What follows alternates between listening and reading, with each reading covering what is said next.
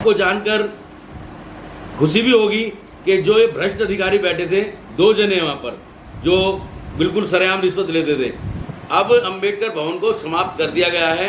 वहाँ कोई अधिकारी नहीं बैठेगा, स्विक सेंटर ए ब्लॉक में बैठेगा जो सीसीटीवी की निगरानी में रहेंगे। तो ये भी एक उपलब्धि है अपने आप में, क्योंकि कहीं ना कहीं भ्रष्टाचारी इसमें नज़र आ रही थी।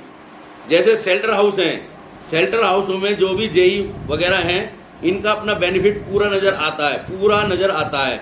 जैसे 1957 में हमारे एमसीडी का गठन हुआ था, जब से अब तक कर्मचारी को कैशलेस कार्ड नहीं दिया गया है। इससे सोची समझी साजिश इनकी नज़र आती है हमें सरकारों की, कि हमें ये सड़ के मारने के लिए साजिश चलते हैं। क्योंकि मेरा कर्मचारी शेर का बच्चा भर्ती होता है और काम करते करते मतलब इतना बीमारियों से ग्रस्त हो जाता है कि वो अपना इलाज भी नहीं करा पाता, पक्का भी नहीं हो पाता। और जब दिल्ली के निवासी 100 कभी नहीं उठते, भारत के निवासी 100 कभी नहीं उठते हैं, तब मेरा कर्मचारी, मेरे भाई बहन, मेरे परिवार के लोग अपने बच्चों को छोड़कर भारत की धरती माता का श्रृंगार करने निकल जाते हैं। ना तो उनको बच्चों की पढ़ाई का पता है, ना नाश्ते का पता है। हम इतना भारत को स्वच्छ बनाने का काम करते हैं और हम ही अपनी मूलभूत सुविधाओं से वंचित हैं। किन के कारण? इन भ्रष्ट सरकारों के कारण। अगर कोई भी सरकार इस बात को समझे, क्योंकि ये एक सफाई का काम अपने आप में बहुत अहम है। क्योंकि रिजर्व बैंक में भी अगर कोई जाता है तो सबसे पहले सफाई कर्मचारी जाता है। कभी 1 रुपए का घोटाला नहीं हुआ।